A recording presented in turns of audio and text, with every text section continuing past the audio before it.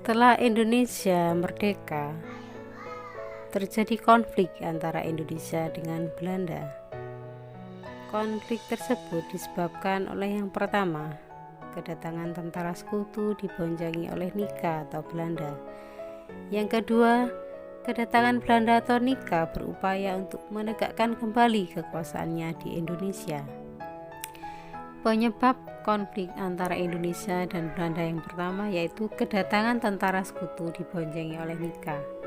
Semenjak Jepang menyerah kepada sekutu pada tanggal 15 Agustus 1945, secara hukum tidak lagi berkuasa di Indonesia.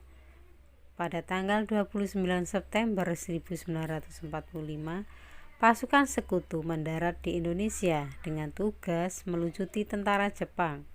Akan tetapi sekutu secara diam-diam membawa orang-orang Netherlands Indies Civil Administration atau disingkat NICA, yakni pegawai-pegawai sipil Belanda, maka bangsa Indonesia curiga dan akhirnya menimbulkan permusuhan.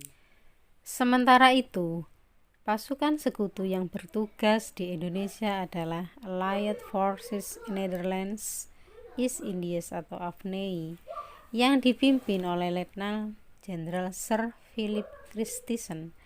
AFNI merupakan komando bawahan dari SEAC. Tugas AFNI di Indonesia adalah yang pertama, menerima penyerahan kekuasaan dari tangan Jepang. Yang kedua, membebaskan para tawanan perang dan interniran sekutu. Yang ketiga, melucuti orang-orang Jepang dan kemudian dipulangkan ke negaranya. Yang keempat, menjaga keamanan dan ketertiban atau law and order.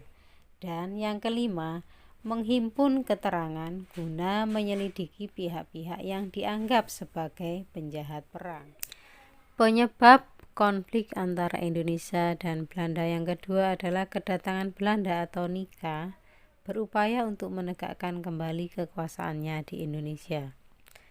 Nika berusaha mempersenjatai kembali KNIL atau Koninklijk Nederlands Indies Leger, yaitu tentara kerajaan Belanda yang ditempatkan di Indonesia. Kenyataannya, pasukan sekutu sering membuat huru-hara dan tidak menghormati kedaulatan bangsa Indonesia. Gerombolan Nika sering melakukan teror terhadap pemimpin-pemimpin kita. Kedatangan sekutu di Indonesia awalnya disambut baik oleh rakyat Indonesia. Kedatangan sekutu hanya untuk membebaskan tawanan perang dan melucuti senjata Jepang. Akan tetapi pihak sekutu mengingkari janjinya karena tentara Nika atau Belanda membonceng tentara sekutu tersebut dengan maksud ingin mengembalikan kekuasaan Belanda di Indonesia. Akhirnya muncullah perlawanan dari pihak Indonesia melalui dua cara. Yang pertama, melalui perlawanan bersenjata atau fisik. Yang kedua, melalui perundingan atau diplomasi. Upaya mempertahankan kemerdekaan Indonesia yang pertama melalui perjuangan bersenjata atau fisik. Perjuangan fisik untuk mempertahankan kemerdekaan Indonesia dilakukan di berbagai daerah oleh para pejuang. Para pejuang berasal dari berbagai kalangan seperti pemerintah, tentara, dan pemuda, serta mendapat dukungan penuh dari rakyat Indonesia. Berikut ini adalah beberapa perjuangan fisik yang dilakukan oleh para pejuang di beberapa wilayah di Indonesia. Pertempuran Surabaya pada tanggal 10 November 1945. Pertempuran Bojong Kokosan, Bandung Lautan Api, Pertempuran Medan Area, Pertempuran Ambarawa atau yang terkenal dengan sebutan Palagan Ambarawa, Peristiwa Merah Putih di Manado, Puputan Margarana di Bali, dan banyak lagi pertempuran-pertempuran yang berlangsung di wilayah-wilayah di seluruh Indonesia. Sebelum terjadi pertempuran di Surabaya, sebelumnya terdapat sebuah peristiwa atau insiden Namanya adalah insiden di Hotel Yamato, Tunjungan, Surabaya. Setelah munculnya maklumat pemerintah Indonesia pada tanggal 31 Agustus 1945 yang menetapkan bahwa mulai 1 September 1945 bendera nasional Sangsaka Merah Putih dikibarkan terus di seluruh wilayah Indonesia. Gerakan pengibaran bendera tersebut makin meluas ke segenap pelosok kota Surabaya. Klimaks gerakan pengibaran bendera di Surabaya terjadi pada insiden perobekan bendera di Yamato Hoteru atau Hotel Yamato, bernama Oranye Hotel atau Hotel Oranye pada zaman kolonial atau zaman Belanda. Sedangkan sekarang bernama Hotel Majapahit yang terletak di Jalan Tunjungan nomor 65 Surabaya. Sekelompok orang Belanda di bawah pimpinan Mr. W.V. C.H. Vloekman pada malam hari tanggal 18 September 1945 tepatnya pukul 9 malam mengibarkan bendera Belanda yaitu merah putih biru tanpa persetujuan pemerintah Republik Indonesia daerah Surabaya di tiang pada tingkat teratas Hotel Yamato, sisi sebelah utara.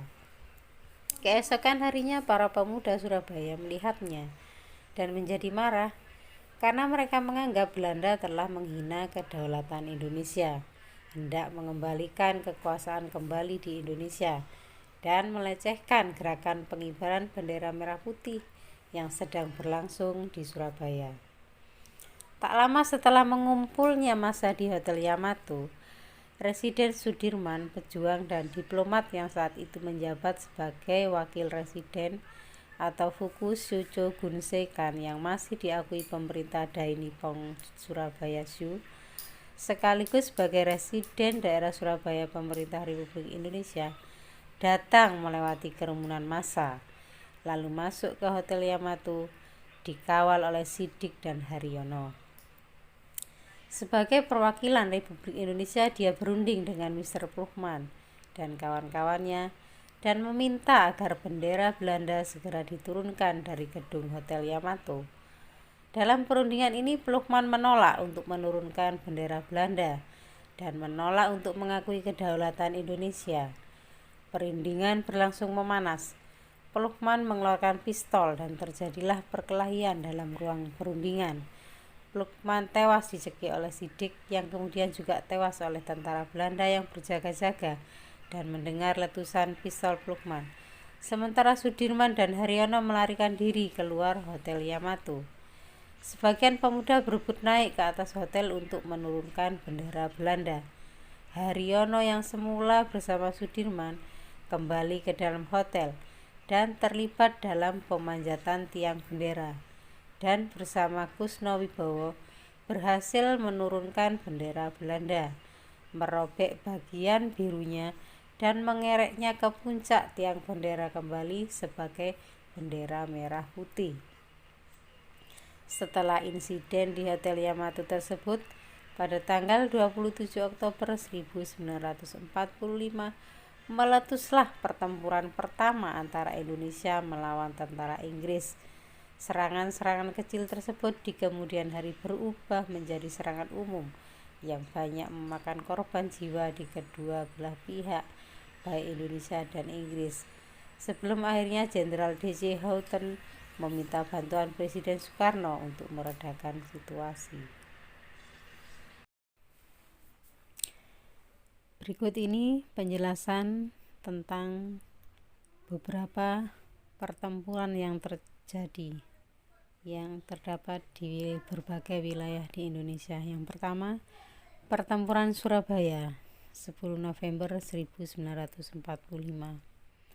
Penyebabnya adalah ultimatum sekutu pada tanggal 9 November agar semua pimpinan dan orang-orang yang bersenjata harus lapor, menyerahkan senjata, menyerahkan diri di tempat yang ditentukan dengan batas waktu tanggal 10 November 1945 pukul 6 pagi. Tokoh pertempuran Surabaya adalah Bung Tomo, Sungkono, dan Gubernur Surabaya, yaitu Gubernur Suryo. Kejadian bermula sejak tanggal 25 Oktober 1945, pasukan sekutu Brigade 49 mendarat di Pelabuhan Tanjung Perak, Surabaya. Tugas mereka hendak melucuti tentara Jepang dan menyelamatkan tawanan sekutu. Brigade ini merupakan bagian dan divisi India ke-23 di bawah pimpinan Jenderal D.C. Houghton. Pasukan berkekuatan 6.000 personil itu sendiri dipimpin oleh Brigadir Aubertin Walter Stoughton Malabi atau disingkat AWS Malabi. Para perwira dari Brigade 49 kebanyakan orang Inggris dan prajuritnya orang-orang Gurkha dan Nepal yang telah berpengalaman perang. Rakyat dan pemerintah Jawa Timur di bawah pimpinan Gubernur R.M.T.A. Suryo awalnya tidak mau menerima kedatangan sekutu, namun kemudian antara wakil-wakil pemerintah RI dan Brigjen AWS Malabi mengadakan pertemuan dan menghasilkan beberapa kesepakatan. Di antaranya yang pertama, Inggris berjanji mengikut sertakan Angkatan Perang Belanda. 2. Disetujui kerjasama kedua belah pihak untuk menjamin keamanan dan ketentraman.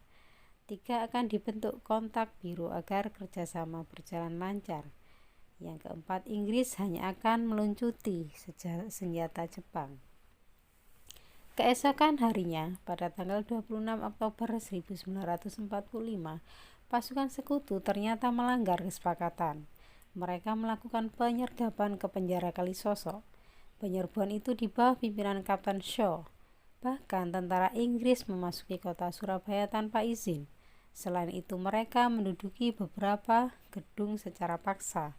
Mereka berhasil membebaskan Kolonel Hulyer. Kolonel Hulyer adalah seorang perwira Angkatan Laut Belanda yang ditawan Jepang.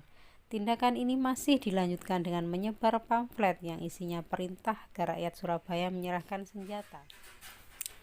Tindakan-tindakan pasukan sekutu menimbulkan kemarahan dan kebencian rakyat. Rakyat bangkit dan mengadakan perlawanan terhadap sekutu.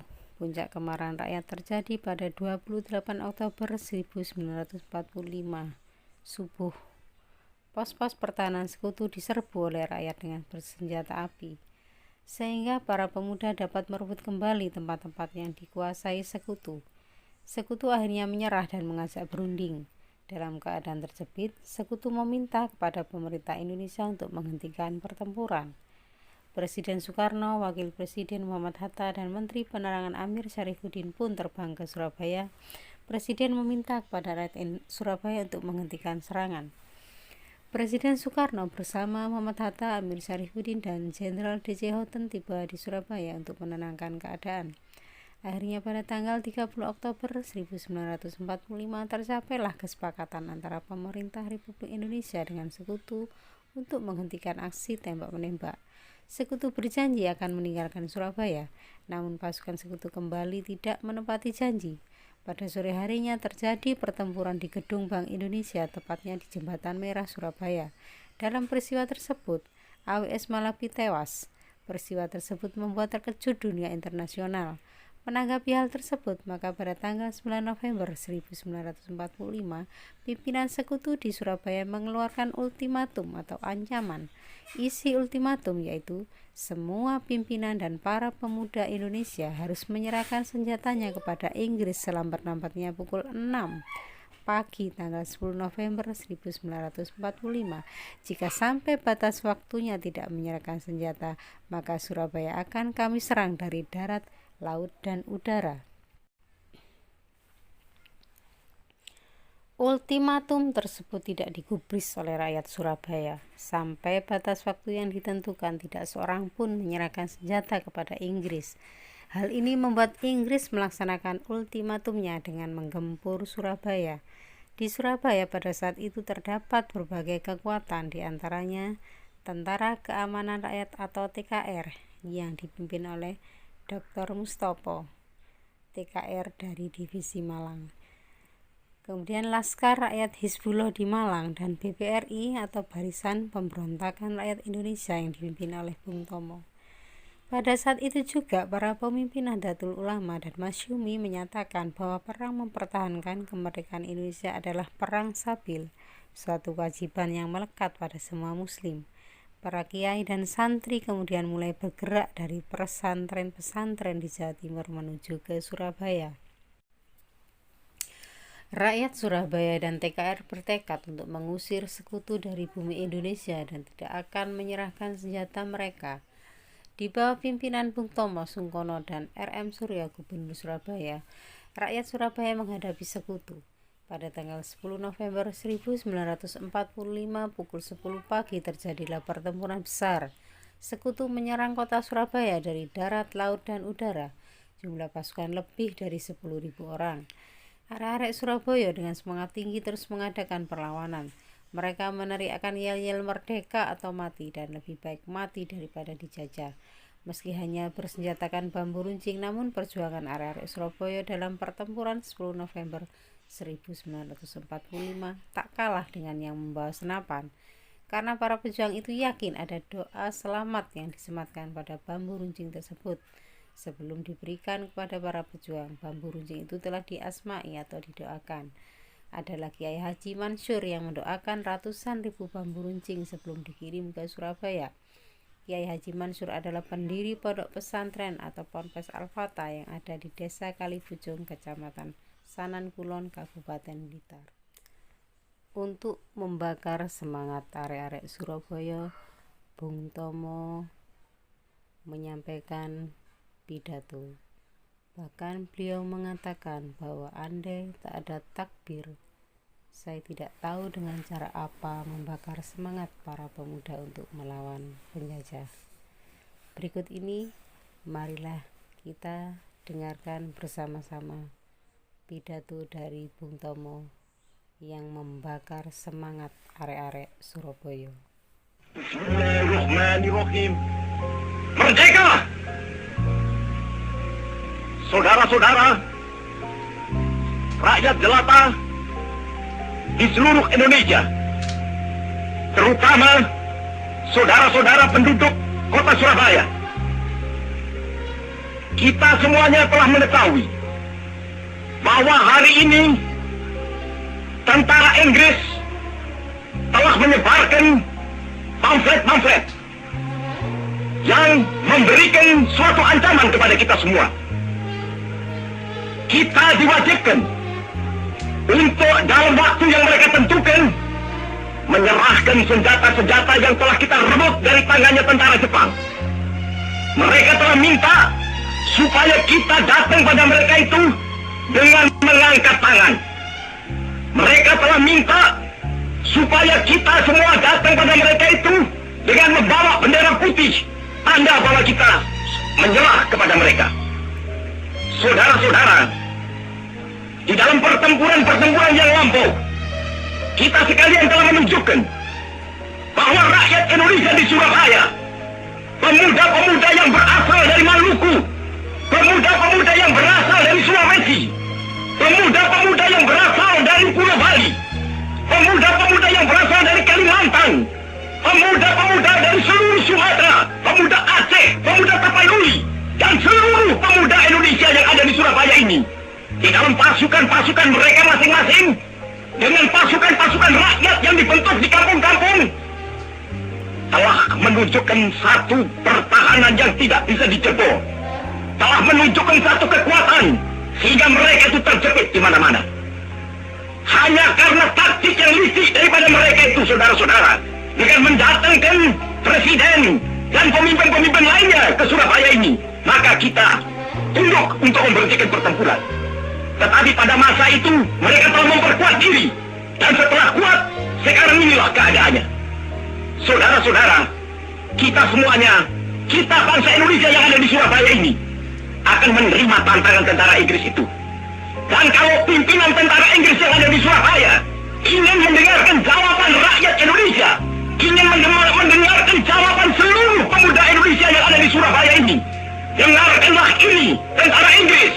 Ini jawaban kita, ini jawaban rakyat Surabaya, ini jawaban pemuda Indonesia kepada kau sekalian. Hei tentara Inggris, kau Kau mengendaki bahwa kita ini akan membawa bendera putih untuk takluk kepadamu. Kau menyuruh kita mengangkat tangan datang kepadamu. Kau menyuruh kita membawa senjata-senjata yang telah kita rampas dari tentara Jepang untuk diserahkan kepadamu. Tuntutan itu, walaupun kita tahu bahwa kau sekalian akan mengancam kita untuk menggempur kita dengan seluruh kekuatan yang ada. Tetapi inilah jawaban kita. Selama banteng-banteng Indonesia masih mempunyai darah merah yang dapat membuat setarik kain putih, merah dan putih, maka selama itu tidak akan kita mau menyerah kepada siapapun juga. Saudara-saudara rakyat Surabaya, siaplah, keadaan genting. Tetapi saya peringatkan sekali lagi, jangan mulai menembak. Baru kalau kita ditembak, maka kita akan ganti menyerang mereka itu. Kita tunjukkan bahwa kita ini adalah benar-benar orang yang ingin merdeka. Dan untuk kita, saudara-saudara, lebih baik kita hancur daripada tidak merdeka, sebelum kita tetap merdeka atau mati. Dan kita yakin, saudara-saudara, pada akhirnya pastilah kemenangan akan jatuh ke tangan kita. Sebab Allah selalu berada di pihak yang benar. Percayalah, saudara-saudara, Tuhan akan melindungi kita sekalian. Allahu Akbar, Allahu Akbar, Allahu Akbar. Merdeka!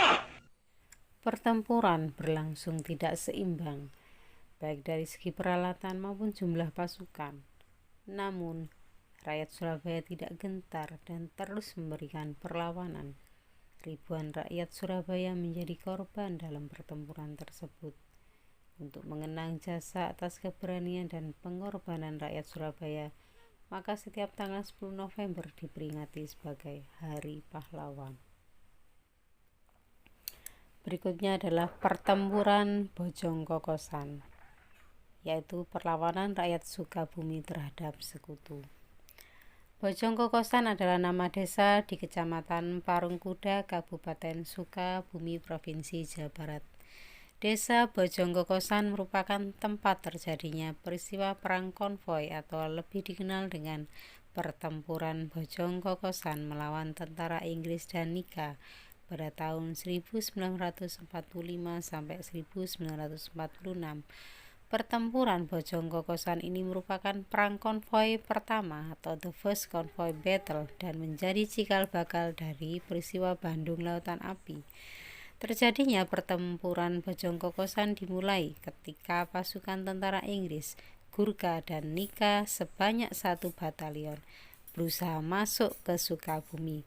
Kedatangan tentara sekutu ke Sukabumi dilatar belakangi oleh 3 tujuan utama, yaitu mengambil tawanan Jepang di daerah Sukabumi dan sekitarnya, memberikan bantuan ke Bandung yang pada saat itu sedang terjadi pergolakan antara pihak pemuda dengan tentara sekutu, dan menjaga kelancaran hubungan jalan darat antara Bogor, Sukabumi, Cianjur. Di mana pertempuran ini berawal dari berita yang diterima prajurit TKR Sukabumi di pos Cigombong tentang kedatangan tentara Inggris, Gurkha atau tentara India, dan Nika yang berusaha memasuki wilayah Sukabumi. Pimpinan Kompi 3 saat itu, Kapten Murad dan Laskar Rakyat Sukabumi segera menghadang dan menduduki tempat pertahanan di pinggir tebing utara dan selatan jalan di Bojong Kokosan.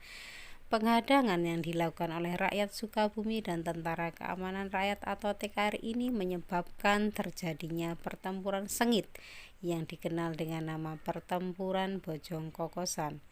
Barisan pejuang yang terlibat dalam peristiwa Bojong Kokosan diperkuat oleh senjata rampasan dari tentara Jepang.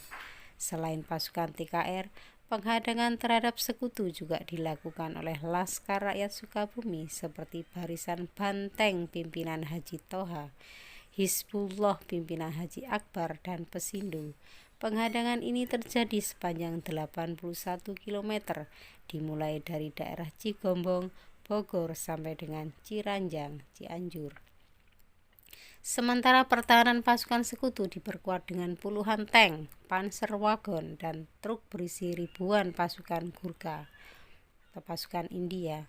Konvoi yang dilakukan pasukan sekutu berhasil masuk ke garis pertahanan TKR. Saat mendekati tebing Bojong-Kokosan, pasukan TKR segera melepaskan tembakan dan melakukan serangan. Pasukan tentara sekutu yang bersenjatakan peralatan perang modern segera membombardir pertahanan pejuang dengan tank baja, mortir, dan senapan mesin. Namun tentara TKR berhasil meloloskan diri dari serangan sekutu setelah terjadinya hujan deras disertai kabut mengguyur kawasan Bojong-Kokosan.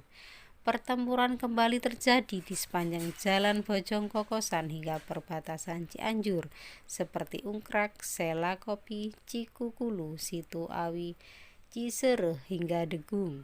Perang juga meluas hingga lintasan Ngaweng, Cimahpar, Pasekon, Sukaraja hingga Gebrong di perbatasan Sukabumi Cianjur. Tentara sekutu yang dalam perjalanan ke Bandung dibuat gentar oleh terjadinya penyerangan di Bojong-Kokosan sehingga mengajak pemimpin TKR dan pemerintah setempat untuk berunding. Diwakili Komandan Resimen 3, Letnan Kolonel Edi Sukardi, akhirnya usulan gencatan senjata disetujui. Namun gencatan senjata yang dirundingkan oleh Komandan Tentara Sekutu ternyata hanya berlangsung sehari, karena pada tanggal 10 Desember 1945, Tentara Sekutu kembali membombardir Kecamatan Cibadak. Pengeboman itu tercatat dalam majalah Belanda Fighting Cocks karangan Kolonel Dalton. Serangan pesawat tempur yang dilakukan tentara sekutu terhadap tentara TKR di Bojong-Kokosan bahkan tercatat sebagai yang terbesar sepanjang Perang Dunia II. Sekutu melakukan pengeboman udara setelah mengetahui puluhan tentaranya tewas di tangan pasukan TKR. Pada peristiwa pengeboman itu, 73 pejuang meninggal dunia. Sebagian nama pejuang yang gugur dalam pertempuran Bojong-Kokosan tercatat di Tugu Palagan Bojong-Kokosan. Tidak hanya gugur, peristiwa Bojong-Kokosan juga menewaskan dan melukai ratusan rakyat sipil. Ratusan rumah hancur setelah Angkatan Udara Inggris yaitu Royal Air Force melakukan serangan balasan. Sekutu mengebom beberapa desa di Kompa, Parungkuda, dan Cibadak hingga hancur dan rata dengan tanah. Pertempuran Bojong-Kokosan telah mengakibatkan banyak korban jiwa, baik dari pihak sekutu maupun pihak TKR. Pada pertempuran periode pertama tidak satu pun prajurit TKR yang gugur, sementara di pihak sekutu telah mengakibatkan 50 orang meninggal dunia, 100 orang luka berat, dan 30 pasukan menyerah. Pada pertempuran periode kedua, 73 orang prajurit TKR dinyatakan meninggal dunia. Berikutnya adalah peristiwa Bandung Lautan Api. Pada bulan Oktober 1945, tentara sekutu memasuki kota Bandung. Ketika itu para pejuang Bandung sedang melaksanakan pemindahan kekuasaan dan merebut senjata serta peralatan dari tentara Jepang. Tentara sekutu menduduki dan menguasai kantor-kantor penting. Tentara Nika membonceng tentara sekutu tersebut. Nika berkeinginan mengembalikan kekuasaan Belanda di Indonesia. Para pejuang yang tergabung dalam TKR, laskar-laskar, dan badan-badan pejuang mengadakan perlawanan terhadap tentara sekutu dan Belanda. Pada tanggal 21 November 1945, tentara sekutu mengeluarkan ultimatum atau peringatan pertama agar kota Bandung bagian utara dikosongkan oleh pihak Indonesia selambat-lambatnya tanggal 29 November 1945. Para pejuang kita harus menyerahkan senjata yang dirampas dari tentara Jepang. Alasannya untuk menjaga keamanan. Apabila tidak diindahkan, tentara sekutu akan menyerang habis-habisan. Peringatan itu tidak dihiraukan oleh pejuang Indonesia. Sejak saat itu sering terjadi bentrokan senjata. Karena persenjataan yang tidak memadai, pasukan TKR dan para pejuang lainnya tidak dapat mempertahankan Bandung Utara. Akhirnya Bandung Utara dikuasai oleh sekutu.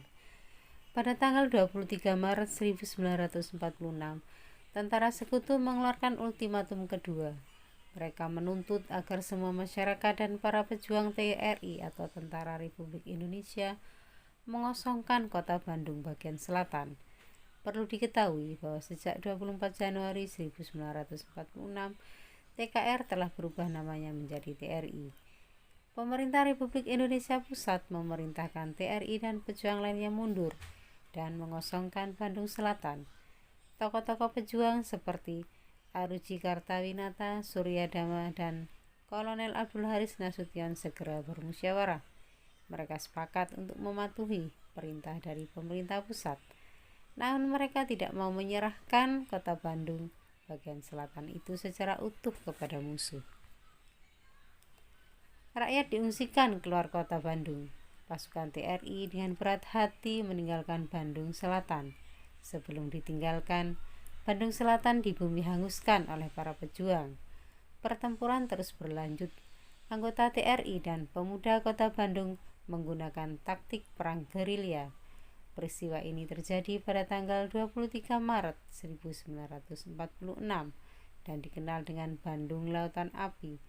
Pada peristiwa tersebut, gugur seorang pejuang bernama Muhammad Toha. Perlawanan fisik berikutnya adalah pertempuran medan area. Pertempuran medan area dimulai dari pendaratan tentara sekutu di Medan dipimpin Brigjen J.D. Kelly pada tanggal 9 Oktober 1945. Kedatangan sekutu di Medan ini juga diboncengi oleh Nika yang dipimpin oleh Raymond Westerling. Pendaratan tentara sekutu menimbulkan kekhawatiran rakyat Medan. Sehari setelah mendarat, tim Rehabilitation of Allied Prisoner of War and Internees melakukan pembebasan terhadap tawanan di penjara-penjara yang ada di Medan atas persetujuan Gubernur Muhammad Hasan. Pada tanggal 10 Oktober 1945 dibentuk TKR Sumatera Timur yang dipimpin Ahmad Tahir. TKR tersebut terdiri atas unsur bekas Heihu dan Kyukun. Selain TKR dibentuk pula Badan Perjuangan yang bernama Pemuda Republik Indonesia Sumatera Timur. Sementara itu, Brigjen Kelly berusaha melemahkan gerakan rakyat Medan dengan menyampaikan ultimatum agar pemuda menyerahkan senjata pada sekutu. Sekutu pun mulai melakukan pembersihan di berbagai wilayah kota Medan. Pada tanggal 1 Desember 1945, pasukan sekutu memperkuat dan menegaskan kedudukannya dengan memasang patok-patok di sudut kota. Pemasangan patok-patok tersebut disertai dengan pemasangan papan yang bertuliskan Fixed Boundaries Medan Area atau batas resmi wilayah Medan. Pasukan sekutu melakukan serangan terhadap kedudukan TKR di Trepes pada tanggal 10 Desember 1945. Para komandan satuan tempur TKR di Medan kemudian membentuk Komando Laskar Rakyat Medan Area. Markas komando berada di Sudi Mengeri Trepes. Di bawah komando tersebut, pasukan TKR meneruskan perjuangan di Medan Area. Pertempuran Ambarawa. Ambarawa merupakan kota yang terletak di antara kota Semarang dan Magelang serta Semarang dan Salatiga. Pertempuran Ambarawa, Jawa Tengah terjadi antara Tentara Keamanan Rakyat atau TKR Indonesia melawan serdadu Inggris. Pertempuran yang kemudian dikenal sebagai Palagan Ambarawa ini berlangsung sekitar 3 minggu, dimulai 20 November, berakhir tanggal 15 Desember 1945. Pendaratan pasukan Inggris di Jawa Tengah untuk menyelamatkan para tawanan dan interniran yang ditahan pasukan Jepang menjadi titik awal terjadinya pertempuran Ambarawa. Pasukan Inggris ini bergerak ke Magelang dan Ambarawa. Ambarawa memang menjadi kota militer bagi Belanda di masa kolonial. Zaman pendudukan Jepang di kota kecil yang terletak 40 km dari Semarang ini terdapat juga kamp interniran. Proses pembebasan tawanan ini rupanya tidak mulus, timbul perselisihan karena sikap orang Belanda yang diperbantukan pada Satuan Rehabilitation of Allied Prisoners of War and Internees. RABWI sendiri bertugas menangani tawanan perang dan para interniran. Akhirnya, bentrokan antara tentara sekutu dengan TKR dan Laskar Pemuda tak bisa dihindari. Sementara pada 20 November 1945 mulai pecah pertempuran Ambarawa. pejuang Indonesia memblokade sejumlah jalan dan menembaki pasukan Inggris. Pasukan Inggris membalas dengan senapan mesin dan mortir. Pesawat Angkatan Udara Kerajaan Inggris dipanggil untuk membantu melakukan penyerangan dari udara. Pasukan Inggris di Magelang juga ditarik untuk membantu kawan-kawannya dalam pertempuran Ambarawa. Pertempuran Ambarawa ini membawa korban tak sedikit di pihak Indonesia. Salah satu perwira senior TKR, Letnan Kolonel Isdiman, Panglima Resimen Purwokerto, gugur terkena berondongan senapan mesin pesawat tempur. Tempat gugurnya Isdiman ini diabadikan menjadi Monumen Palagan Ambarawa. Memasuki pertengahan Desember, posisi pasukan Inggris semakin terjepit dalam pertempuran Ambarawa ini. Apalagi banyak interniran yang harus juga dilindungi. Pada 8 Desember 1945, kelompok interniran terakhir berhasil diungsikan ke Semarang. Ketika mendengar Letkol Isdiman meninggal, Kolonel Sudirman saat itu segera menuju Ambarawa. Jiwa Kolonel Sudirman sebagai Komandan Divisi 5 terpanggil untuk turun ke medan pertempuran. Pada 11 Desember 1945, seluruh komando pasukan TKR dan Laskar Rakyat di bawah kendali Sudirman. Saat itu, Sudirman mulai memperkenalkan dan membuat rencana untuk melakukan taktik baru dalam pertempuran ini, yakni cepat, cerdik, serentak di segala sektor dengan menggunakan taktik dan strategi supit urang. Strategi supit urang atau supit udang digunakan dengan maksud untuk mengepung sekutu agar beranjak dari bumi Ambarawa. Di sini digambarkan seekor udang.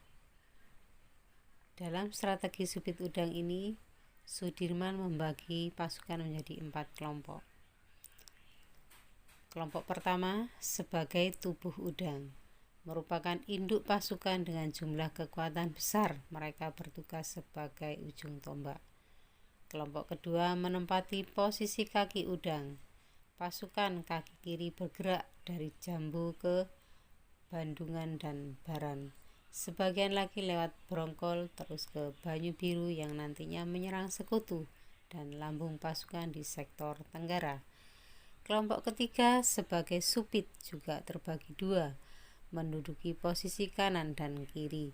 Kelompok 4 menempati ekor udang terdiri atas laskar dan pasukan rakyat yang membantu induk pasukan bila terdesak. Sesuai rencana, penyerangan dilakukan serentak. Kolonel Sudirman menggunakan beberapa tempat di dataran tinggi seperti Bawen, Lemah Abang, Bandungan, Tuntang, Banyu Biru, Ngampin, Jambu, Kelurahan, dan Baran sebagai tempat menggempur musuh. Pertempuran Ambarawa yang berlangsung dari tanggal 12 sampai 15 Desember 1945 berhasil memukul mundur sekutu dari Ambarawa. Heroisme yang ditunjukkan TKR dan Laskar dengan senjata dan peralatan seadanya, didukung dengan taktik supit urang, berhasil secara gilang gemilang mengusir sekutu dari Ambarawa. Peristiwa itu menjadi bukti efektivitas dari taktik yang digunakan oleh Sudirman di medan pertempuran. Atas keberhasilan strategi ini, Kolonel Sudirman pun diangkat sebagai Panglima Besar TKR pada 18 Desember 1945 oleh Presiden Soekarno dengan pangkat jenderal. Berhari-hari berada dalam kepungan membuat pasukan Inggris memutuskan mundur dari Ambarawa. Garnisun terakhir tercatat meninggalkan Ambarawa pada 14 Desember 1945. Sehari kemudian pertempuran Ambarawa yang kemudian dikenal sebagai Palagan Ambarawa berakhir. Ini tiap tahunnya setiap tanggal 15 Desember diperingati sebagai Hari Juang Kartika. Puputan Margarana di Bali. Pertempuran Puputan Margarana merupakan salah satu pertempuran antara Indonesia dan Belanda dalam masa Perang Kemerdekaan Indonesia yang terjadi pada 20 November 1946. Pertempuran ini dipimpin oleh Kepala Divisi Sunda Kecil Kolonel I Gusti Ngurah Rai. Salah satu isi perundingan Linggarjati pada tanggal 10 November 1946 adalah bahwa Belanda mengakui secara de facto Republik Indonesia dengan wilayah kekuasaan yang meliputi Sumatera, Jawa, dan Madura. Selanjutnya, Belanda harus sudah meninggalkan daerah de facto paling lambat tanggal 1 Januari 1945. Pada tanggal 2 dan 3 Maret 1949, Belanda mendaratkan pasukan yang kurang lebih 2.000 tentara di Bali. Ikut pula tokoh-tokoh yang memihak Belanda. Pada waktu itu, Letnan Kolonel I Gusti Ngurah Rai, Komandan Resimen Nusa Tenggara, sedang pergi ke Yogyakarta untuk mengadakan konsultasi dengan markas tertinggi TRI. Sementara itu, perkembangan politik di pusat pemerintahan Republik Indonesia kurang menguntungkan akibat perundingan Linggarjati, di mana Bali tidak diakui sebagai bagian wilayah Republik Indonesia. Rakyat Bali merasa kecewa terhadap isi perundingan ini, lebih-lebih ketika Belanda membujuk Letnan Kolonel I Gusti Ngurah Rai diajak membentuk Negara Indonesia Timur atau NIT. Ajakan tersebut ditolak dengan tegas oleh I Gusti Ngurah Rai, bahkan dijawab dengan perlawanan bersenjata. Letkol I Gusti Ngurah Rai, Komandan Resimen Nusa Tenggara, berusaha menggagalkan pembentukan NIT dengan mengadakan serangan ke Tangsinika di Tabanan pada tanggal 18 November 1946. Pada saat itu, I Gusti Ngurah Rai bersama pasukannya Ciung Wanara berhasil memperoleh kemenangan dalam penyerbuan ke Tangsinika di Tabanan. Karena geram terhadap kekalahan pada pertempuran pertama pada tanggal 20 November 1946, maka saat I Gusti Ngurah Rai dan pasukannya Ciung Wanara melakukan long march ke Gunung Agung ujung timur Pulau Bali, kemudian Belanda mengerahkan seluruh kekuatan di Bali dan Lombok untuk menghadapi perlawanan rakyat Bali ini. Tiba-tiba di tengah perjalanan, pasukan ini dicegat oleh serdadu Belanda di desa Margarana, Tabanan, Bali. Pertempuran hebat terjadi pada tanggal 29 November 1946 di Margarana sebelah utara Tabanan. Karena kalah dalam persenjataan, maka pasukan Ngurah Rai dapat dikalahkan. I Gusti Ngurah Rai mengobarkan perang puputan, atau yang artinya adalah habis-habisan, demi membela nusa dan bangsa. Namun akhirnya I Gusti Ngurah Rai bersama anak buahnya gugur sebagai kusuma bangsa. Perlawanan fisik berikutnya adalah peristiwa Merah Putih. Setelah proklamasi kemerdekaan Indonesia pada 17 Agustus 1945, tidak berarti kondisi negara kita langsung berada dalam tahap yang aman dan tentram. Serangkaian insiden dan pertempuran berdarah masih terjadi dalam masa-masa mempertahankan kemerdekaan tersebut. Tidak hanya terjadi di Pulau Jawa, pertempuran-pertempuran di masa setelah kemerdekaan juga terjadi di pulau-pulau lainnya, antara lain di Sulawesi, tepatnya di Manado. Peristiwa ini menjadi salah satu rangkaian kejadian penting yang turut andil membentuk Republik Indonesia. Pada bulan Juli tahun 1944, Jepang mengalami kekalahan telak melawan pasukan sekutu yang kemudian juga melatar belakangi terjadinya peristiwa ini. Jepang mundur dan mulai memperkuat militer mereka di Pulau Sulawesi dan di daerah Maluku Utara. Ketika kemerdekaan Indonesia telah terproklamasikan, Samratulangi, seorang politikus, jurnalis, dan guru di Sulawesi Utara, Indonesia mengirimkan para pemuda untuk pergi ke Manado pada saat yang berdekatan untuk mengawasi situasi. Dua di antara para utusan itu adalah Mantik Pakasi dan Freddy Lumanau dari utusan tentara, serta perwakilan pemuda yaitu Wim Pangalila, Puja Ompi, dan Olang Sondah. 2 bulan setelah pengutusan tersebut, mendadak muncul pesawat pembom B-29 milik Angkatan Udara Sekutu yang berjumlah puluhan dan menghujani Manado dengan bom. hingga membuat bangunan rata dengan tanah dan merenggut nyawa penduduk. Jepang kemudian mencurigai adanya mata-mata sekutu yang bersembunyi di antara tokoh-tokoh nasionalis, para raja Sanghiheta Laut, tokoh Tionghoa, dan beberapa pejabat polisi dan pamong praja menjalani hukuman mati. Pada September 1944, beberapa pos Jepang di Sulawesi Utara dan Morotai berhasil direbut oleh Jenderal MacArthur. Beberapa hal lain juga turut menjadi faktor penyebab terjadinya peristiwa Merah Putih di Manado. Pada September 1945, pemuda Sulawesi Utara membentuk Barisan Pemuda Nasional Indonesia atau BPNI. Saat itu Nika Belanda kembali menduduki Indonesia Timur dan membentuk LOI atau Organisasi Pusat Ketentaraan yang terdiri dari tentara KNIL. Samratulangi memerintahkan BPNI untuk menyusup pasukan Nika tersebut yang dinamai pasukan Tubruk. Akhir Desember 1945, seluruh pasukan sekutu Australia meninggalkan Manado dan tugas sekutu diserahkan kepada Nika KNIL di bawah pimpinan tentara Inggris yang berpusat di Makassar. Belanda mulai mencurigai penyusupan dalam pasukan KNIL dan menahan Lumanau dan Bakassi. Para pemuda yang bergabung dalam pasukan KNIL Kompi 7 pimpinan CH Taulu bekerja sama dengan rakyat merebut kekuasaan di Manado, Tomohon, dan Minahasa pada 14 Februari 1946. Hasilnya, sekitar 600 orang pasukan serta pejabat Belanda berhasil mereka tahan. Pada tanggal 16 Februari 1946, dikeluarkan selebaran yang menyatakan kekuasaan seluruh Manado telah berada di tangan Indonesia. Serangan dilanjutkan dengan pengibaran bendera merah putih dengan merobek warna biru dari bendera kerajaan Belanda. Pemimpin garnison Manado, Kapten Blum, ditangkap sekitar pukul 3 pagi setelah penahanan Letnan Verwaayen, pemimpin tangsi Telling. Siang harinya Letkol de Vries dan Residen Comens de Ruyter serta seluruh anggota Nika ditangkap. Dalam serangan itu esok harinya para pejuang berhasil melucuti senjata semua pimpinan militer Belanda dan menahan mereka di dalam sel, juga menaklukkan kamp tahanan Jepang berisi 8.000 prajurit.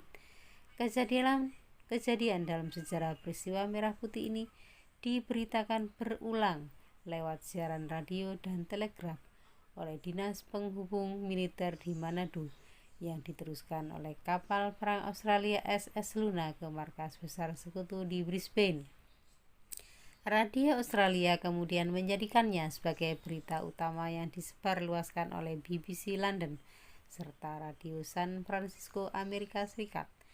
Perebutan tangsi militer Telling dan pengibaran bendera merah putih menjadi pukulan telak untuk Belanda karena berhasil melumpuhkan provokasi Belanda di luar negeri bahwa hanya Pulau Jawa yang berjuang untuk merebut kemerdekaan Indonesia. Selain perjuangan fisik dalam mempertahankan kemerdekaan Republik Indonesia, juga melakukan perjuangan diplomasi atau perundingan. Yang pertama adalah perundingan Linggarjati. Perundingan Linggarjati ini berlangsung pada tanggal 10 sampai 15 November 1946. Ditandatangani pada tanggal 25 Maret 1947 di Istana Rijswijk. Delegasi Indonesia diwakili oleh Sultan Syahrir, Mr. Muhammad Rum, Mr. Sutanto Tirto Projo, Dr. Aka Gani. Delegasi Belanda diwakili oleh Profesor Selmerhorn dan Dr. Van Mook. Sedangkan penengah dari negara Inggris yaitu Lord Killern. Hasil dari perundingan Linggarjati yang pertama adalah Belanda mengakui secara de facto wilayah RI atas Jawa, Sumatera, Madura. Yang kedua, Republik Indonesia dan Belanda akan membentuk Negara Indonesia Serikat atau NIS. Yang ketiga, Republik Indonesia dan Belanda membentuk UIB, Ratu Belanda sebagai ketua. UIB adalah Uni Indonesia Belanda. Setelah perundingan Linggarjati, terjadi agresi militer Belanda ke-1 pada tanggal 21 Juli 1947 yang disebabkan oleh beda tafsir mengenai hasil perundingan Linggarjati. Dalam hal ini Belanda melanggar perundingan Linggarjati. Adapun sasaran yang ditujukan oleh Belanda yaitu kota-kota di Pulau Jawa dan Sumatera. Tujuan agresi militer Belanda I di Indonesia adalah yang pertama, tujuan politik untuk menghancurkan kedaulatan Republik Indonesia dan penghapusan Republik Indonesia dari peta atau menghilangkan de facto Republik Indonesia. Tujuan kedua yaitu tujuan ekonomi, ingin menguasai pusat penghasil bahan makanan beras yaitu Jawa Barat dan Jawa Timur, dan bahan ekspor atau perkebunan di Jawa Barat, Jawa Timur, Sumatera, serta pertambangan di Sumatera. Tujuan militer yaitu untuk menghancurkan Tentara Nasional Indonesia. Dalam agresi militer pertama ini, walaupun Belanda berhasil menduduki beberapa daerah kekuasaan Republik Indonesia, akan tetapi secara politis Republik Indonesia naik kedudukannya di mata dunia. Dunia internasional juga berperan penting di dalam penyelesaian konflik Indonesia-Belanda, yaitu peranan Konferensi Asia dan resolusi Dewan Keamanan PBB atau Perserikatan Bangsa-Bangsa. Adapun peranan Konferensi Asia dan resolusi Dewan Keamanan PBB adalah sebagai berikut. Aksi militer Belanda atau agresi militer Belanda I pada tanggal 21 Juli 1947 terhadap Republik Indonesia menimbulkan reaksi dunia luar. Di antara negara yang tampil mendukung Indonesia adalah Australia, India, dan Burma. Perdana Menteri India Pandit Jawaharlal Nehru dan Perdana Menteri Burma atau Myanmar Aung San memprakarsai Konferensi Asia. Konferensi ini diselenggarakan di New Delhi, India dari tanggal 20 hingga 23 Januari 1949. Konferensi Asia tersebut menghasilkan resolusi yang kemudian disampaikan kepada Dewan Keamanan PBB. Isi resolusinya antara lain sebagai berikut. 1. Pengembalian pemerintah Republik Indonesia ke Yogyakarta. 2. Pembentukan pemerintahan ad interim yang mempunyai kemerdekaan dalam politik luar negeri sebelum tanggal 15 Maret 1949. 3. Penarikan tentara Belanda dari seluruh Indonesia. 4. Penyerahan kedaulatan kepada pemerintah Indonesia Serikat paling lambat pada tanggal 1 Januari 1950. Kemudian setelah itu pada tanggal 31 Juli 1947, India dan Australia mengajukan masalah Indonesia Belanda ini kepada Dewan Keamanan PBB. Dalam sidang Dewan Keamanan pada tanggal 1 Agustus 1947 dikeluarkan resolusi yang mengajak kedua belah pihak untuk menghentikan tembak-menembak, menyelesaikan pertikaian melalui cara damai.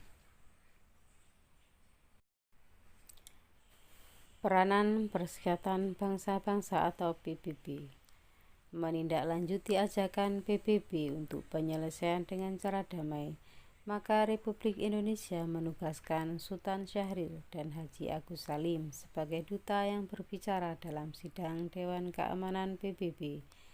Sultan Syahrir menyatakan bahwa untuk mengakhiri konflik antara Indonesia dengan Belanda, jalan satu-satunya adalah pembentukan komisi pengawas dalam pelaksanaan resolusi Dewan Keamanan. Kemudian dibentuklah Komisi Tiga Negara atau KTN pada tanggal 18 September 1947 yang terdiri atas: pertama, Australia diwakili oleh Richard C. Kirby atas pilihan Indonesia. Yang kedua, negara Belgia diwakili oleh Paul van Zielen atas pilihan Belanda. Dan yang ketiga, Amerika Serikat diwakili oleh Dr. Frank Porter Graham atas pilihan Australia dan Belgia. Perjuangan diplomasi berikutnya adalah perundingan Renville. tanggal 8 Desember 1947 hingga 17 Januari 1948.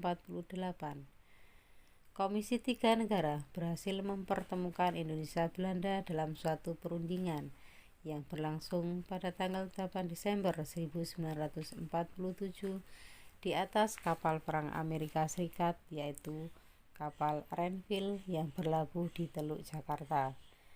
Ketua Delegasi Indonesia diwakili oleh Perdana Menteri Amir Syarifuddin.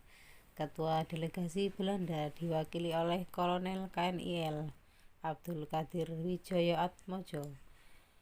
Perundingan Renville ini memberikan hasil: yang pertama, penghentian tembak-menembak; yang kedua, daerah di belakang garis Van Mook atau garis batas wilayah Indonesia dan Belanda harus dikosongkan. Belanda bebas membentuk negara federal di daerah yang diduduki melalui revisi terlebih dahulu.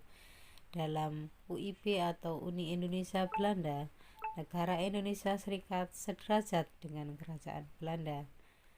Akibat dari perundingan Renville ini, wilayah RI semakin sempit karena yang diakui hanya Jawa Tengah, Yogyakarta, dan Sumatera. Dan Indonesia kehilangan daerah-daerah yang kaya karena diduduki oleh Belanda.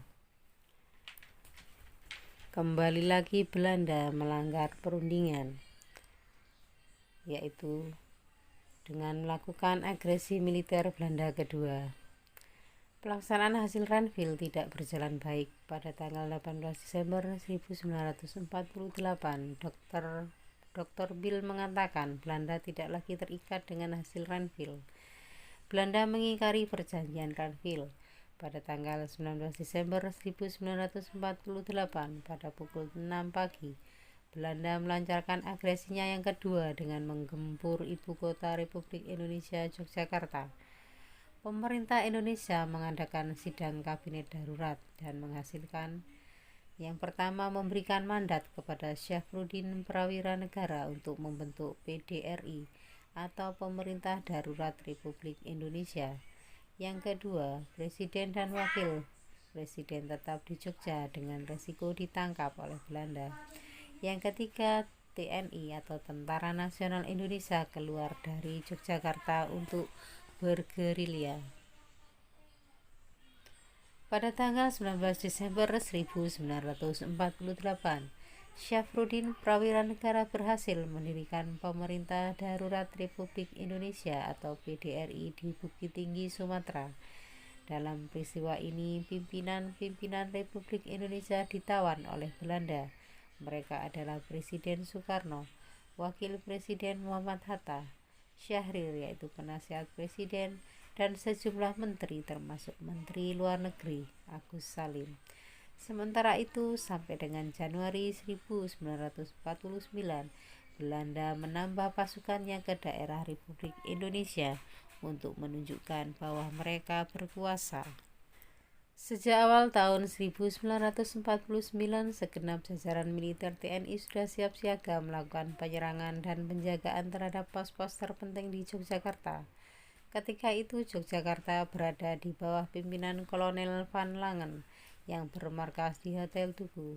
Pasukan ini juga terdiri dari batalion dan diperkuat satuan-satuan KNIL.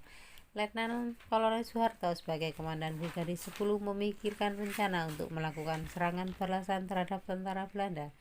Dia juga membagi kelompoknya dalam 7 subwerkreis yang berada pada masing-masing tempat.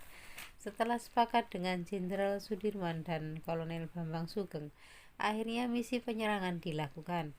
Jenderal Sudirman walaupun dalam keadaan sakit masih memimpin perjuangan dengan bergerilya di Jawa Tengah dan Jawa Timur. Serangan umum 1 Maret 1949 sebagai bukti bahwa Republik Indonesia masih ada dan TNI masih kuat. Dalam serangan ini, pihak RI berhasil memukul mundur kedudukan Belanda di Yogyakarta selama 6 jam. Serangan berdampak luas sehingga cepat diketahui dunia. Inilah salah satu tujuan serangan tersebut. Keberhasilan serangan ini segera disiarkan ke radio-radio di dunia dan didengarkan ke forum PBB di New York. Hasilnya, serangan umum 1 Maret ini sekaligus memperkuat posisi tawar Indonesia dalam perundingan di Dewan Keamanan PBB. Selain mendapatkan pengakuan PBB, keberhasilan ini membuktikan bahwa kekuatan militer Indonesia masih ada. Walau tak secara langsung, serangan ini memberikan dampak pada penyerahan kedaulatan Republik Indonesia pada 27 Desember 1949. Untuk menghargai jasa pahlawan yang gugur dalam peperangan tersebut, maka dibangunlah monumen serangan umum yang kini berada di pelataran Benteng Frederiksberg, Yogyakarta. Untuk itulah muncul gagasan dari Sri Sultan Hamengkubuwono ke-9 untuk mengadakan serangan umum 1 Maret 1949 dalam rangka menghadapi agresi militer Belanda yang kedua di Indonesia. Serangan umum 1 Maret 1949 ini dipimpin oleh Letkol Soeharto dan dilaksanakan oleh pasukan TNI dari Brigade 10 atau Wehkreuz 3. Dampak dari serangan umum ini adalah yang pertama, meningkatkan moral rakyat dan TNI yang sedang gerilya. Yang kedua, menunjukkan pada dunia internasional bahwa TNI dan RI masih ada. Yang ketiga, mendukung perjuangan diplomasi di forum PBB. Yang keempat, mematahkan moral tentara Belanda. Serangan umum 1 Maret 1949 berhasil menarik simpatik dunia, sehingga Amerika Serikat memaksa Belanda untuk menghentikan agresinya ke Indonesia. Dewan Keamanan PBB dapat menekan Belanda untuk mentaati resolusinya. Kemudian PBB membentuk UNCI atau United Nations Commission for Indonesia dan menghubungi pemimpin Republik Indonesia yang ditahan di Pulau Bangka. UNCI berhasil membawa Belanda dan Republik Indonesia dalam perundingan Rum-Ruyen. Perundingan berikutnya adalah Rum-Ruyen. Rum-Ruyen diselenggarakan pada tanggal 17 April hingga 7 Mei 1949.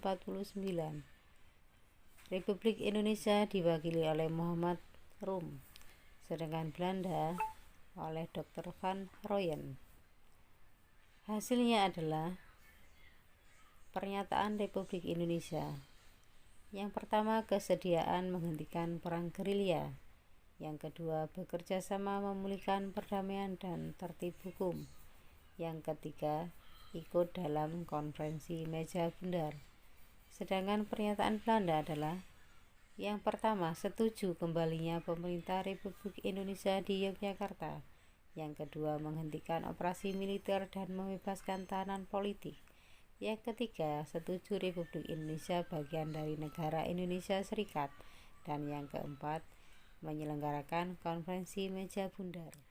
Perundingan berikutnya adalah Konferensi Inter-Indonesia yang berlangsung pada tanggal 19 hingga 22 Juli 1949 di Yogyakarta dan tanggal 30 Juli hingga 2 Agustus 1949 di Jakarta. Pesertanya dari Republik Indonesia dan negara federal bentukan Belanda.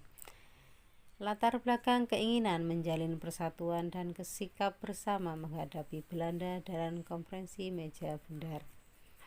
Hasil dari konferensi Inter-Indonesia adalah yang pertama, Majelis Permusyawaratan Federal atau Bijeenkomst voor Federal Overleg atau BFO mendukung tuntutan Republik Indonesia agar pengakuan kedaulatan tanpa ikatan politik dan ekonomi. Yang kedua, Republik Indonesia dan BFO membentuk panitia persiapan nasional sebelum dan sesudah konferensi meja bundar. Negara Indonesia Serikat menjadi Republik Indonesia Serikat, merah putih sebagai bendera, Indonesia Raya sebagai lagu kebangsaan, bahasa Indonesia sebagai bahasa nasional, 17 Agustus sebagai hari nasional. Yang keempat, APRIS, Angkatan Perang Republik Indonesia Serikat sebagai angkatan perang nasional yang berintikan Tentara Nasional Indonesia. Perundingan berikutnya adalah Konferensi Meja Bundar atau KMB, bertempat di Den Haag, Belanda pada tanggal 23 Agustus hingga 2 November 1949. Republik Indonesia diwakili oleh Muhammad Hatta, Belanda Van Maarseveen, sedangkan wakil BFO adalah Sultan Hamid II. KMB ini menghasilkan yang pertama, Belanda mengakui kedaulatan Republik Indonesia Serikat paling lambat 30 Desember 1949. Yang kedua, Republik Indonesia Serikat terdiri atas 15 negara federal dan Republik Indonesia. Corak pemerintahan Republik Indonesia Serikat diatur menurut konstitusi yang dibuat delegasi Republik Indonesia dan BFO selama KMB. Yang ketiga, Republik Indonesia Serikat dan Belanda akan membentuk Uni Indonesia Belanda atau UIB yang dipimpin oleh Ratu Belanda. Yang keempat, pasukan Belanda ditarik, KNIL dibubarkan. Anggotanya boleh masuk Tentara Nasional Indonesia.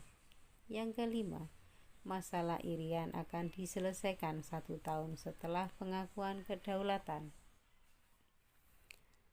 Dari penjelasan tentang perjuangan negara Indonesia dalam mempertahankan kemerdekaan melalui konfrontasi atau bersenjata atau fisik dan melalui diplomasi atau perundingan, terdapat kelebihan dan kekurangan. Berikut ini kelebihan dan kekurangannya.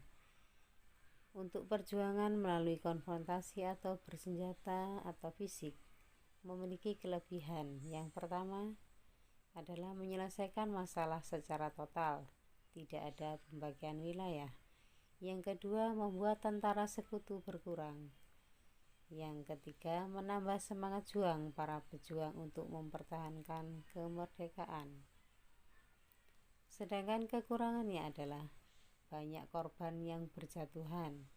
Yang kedua, memacu perang yang lebih besar. Yang ketiga, menimbulkan perang.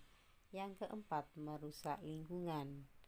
Adapun kelebihan dan kekurangan perjuangan melalui diplomasi atau perundingan adalah: kelebihannya, 1. Tidak perlu ada pertumpahan darah. Yang kedua, masalah Indonesia bisa diselesaikan secara internasional. Yang ketiga, kedaulatan Indonesia dapat diakui secara de jure oleh negara lain. Hal ini merupakan salah satu syarat negara merdeka, yaitu pengakuan dari negara lain. Yang keempat, menyelesaikan masalah secara damai. Sedangkan kekurangannya adalah: yang pertama, hasil perundingan kadangkala lebih menguntungkan pihak sekutu. Yang kedua, banyak hasil perundingan yang dilanggar. Yang ketiga, tidak bisa menguasai daerah secara total. Materi berikutnya adalah kehidupan ekonomi masyarakat Indonesia pada masa awal kemerdekaan. Pada akhir pemerintahan pendudukan Jepang dan awal berdirinya Republik Indonesia, keadaan ekonomi Indonesia sangat kacau. Inflasi yang hebat menimpa negara Indonesia yang baru berumur beberapa hari. Sumber inflasi adalah beredarnya mata uang Jepang secara tak terkendali, sehingga ekonomi kita bertambah sulit. Pemerintah Indonesia tidak dapat menyatakan bahwa uang pendudukan Jepang tidak berlaku. Hal ini disebabkan negara sendiri belum memiliki uang untuk penggantinya. Kas pemerintah kosong, pajak-pajak dan biaya masuk lainnya sangat berkurang. Sebaliknya, pengeluaran negara semakin bertambah. Untuk sementara waktu, kebijakan yang diambil oleh pemerintah adalah mengeluarkan penetapan berlakunya beberapa mata uang sebagai tanda pembayaran yang sah di wilayah Republik Indonesia. Pada masa itu ditetapkan 3 mata uang, yaitu yang pertama mata uang The Javasi Bank, yang kedua mata uang pemerintah Hindia Belanda, dan yang ketiga mata uang pemerintah pendudukan Jepang. Untuk mengatasi permasalahan ekonomi ini, pemerintah Indonesia melakukan berbagai kebijakan. Pemerintah Indonesia berusaha memperbaiki keadaan ekonomi rakyat melalui beberapa upaya berikut ini. Yang pertama, melaksanakan pinjaman nasional pada masa Menteri Keuangan Insinyur Surahman. Kedua, mengeluarkan uang Republik Indonesia atau ORI pada bulan Februari 1946. Yang ketiga, menyelenggarakan konferensi ekonomi pada bulan Februari 1946. Yang keempat, membentuk Badan Perancang Ekonomi pada tanggal 19 Januari 1947. Yang kelima, melaksanakan program Kasimo Plan. Inti dari Kasimo Plan adalah untuk meningkatkan kehidupan rakyat dengan meningkatkan produksi bahan pangan. Yang keenam, mendorong pengusaha swasta untuk ikut serta dalam perkembangan ekonomi nasional melalui Persatuan Tenaga Ekonomi atau PTE.